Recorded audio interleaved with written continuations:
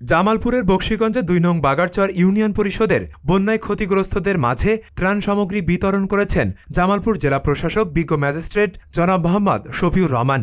জামালপুর জেলা বকশীগঞ্জ উপজেলায় বন্যা ক্ষতিগ্রস্ত বিভিন্ন এলাকা পরিদর্শন শেষে বাগারচর ইউনিয়ন পরিষদে পানিবন্দী মানুষের মাঝে জনস্বাস্থ্য প্রকৌশল অধিদপ্তর ও ইউনিসেফের সহযোগিতায় ত্রাণ সামগ্রী বিতরণ করেন তিনি।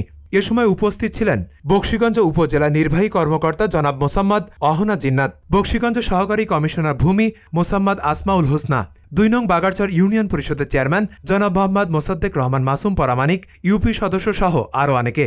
এ সময় জেলা প্রশাসক জানান, উপজেলায় বন্যায় ক্ষতিগ্রস্তদের জন্য পর্যাপ্ত পরিমাণ খাবার মজুদ রয়েছে। পরে তিনি বাগারচর ইউনিয়ন পরিষদ, মুক্তিযোদ্ধাদের নামে স্মৃতিসৌধ এবং ইউনিয়ন ভূমি অফিস পরিদর্শন করেন। বাগারচর ইউনিয়ন পরিষদকে সুন্দর মনোমুগ্ধ করার জন্য তিনি বিভিন্ন জাতের গাছ রোপণ করেন।